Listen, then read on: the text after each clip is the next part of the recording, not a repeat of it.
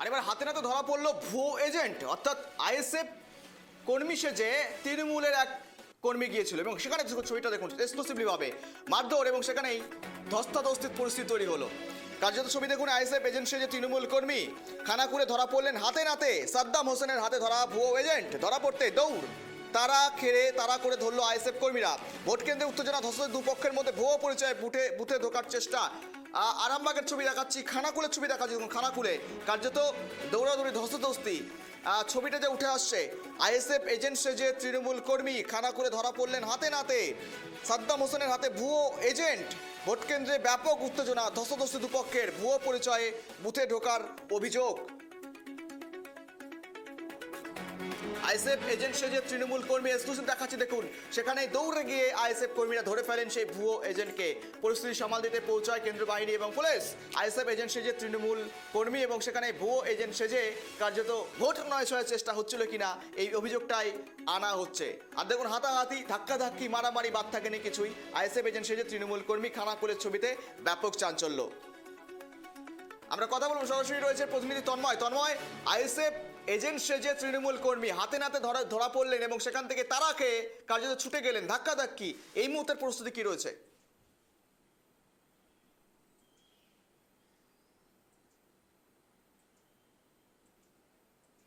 গ্রাম পঞ্চায়েতের 47 নম্বর বুথে জানতে পারি কোনোরকম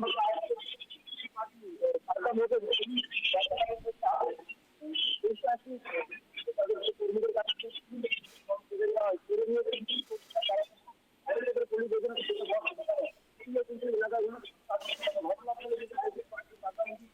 এবং বেশ, তোমার সঙ্গে আমরা যোগাযোগ করার চেষ্টার সঙ্গে থাকো। আইএসএফ এজেন্টের সাথে তৃণমূল কর্মী সমর্থকেরা, যদিও বা দেখুন মেঘলা আকাশ রয়েছে, যান্ত্রিক একটু গোলযোগ তৈরি হচ্ছে। ছবিটা তুলে ধরছে দেখুন এক্সক্লুসিভ, যেখানে মূলত দুপক্ষের মধ্যে হাতাহাতি, চরম উত্তেজনা। আইএসএফ ভার্সেস তৃণমূল, খানাকুলে ধরা পড়লো ভুয়ো এজেন্ট, জানিয়ে ব্যাপক চাঞ্চল্য।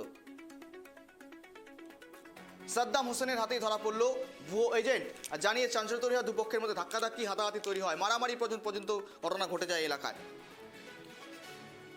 আমরা কথা বল, ফোন কলে রয়েছে তন্ময়, যেমনটা বলছিল, ধরা পড়তে দৌড় তারা খেয়ে কার্যত ধরা পড়লেন সেই ভুয়ো এজেন্ট।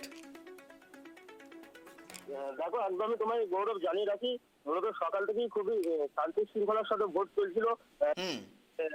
147 নম্বর বুথ, রাজহাটি 1 নম্বর গ্রাম পঞ্চায়েতের রামচন্দ্রপুর এলাকায়, সেই জায়গাতে শান্তির সাথে ভোট চলছিল। মূলত সেখানে কোনো রকম ভাবে খানাকুল বিধানসভার আইএসএফ যিনি প্রার্থী সাদ্দাম হোসেন, তিনি জানতে পারেন তাদের পোলিং এজেন্টদের কাছ থেকে ফর্ম কেড়ে নিয়ে মূলত তৃণমূলের কর্মীরা তারা কিন্তু আইএসএফ এর পোলিং এজেন্ট সেজে তারা কিন্তু বুথের ভিতরে ঢোকে।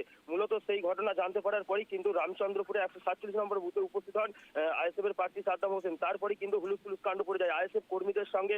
ওই যে তৃণমূল কর্মী যিনি আইএসএফ এর পোলিং এজেন্ট সেজে বসেছিলেন, তার সাথে কিন্তু ধস্তাধস্তি এবং চরঘুষিও চলতে দেখা যায়।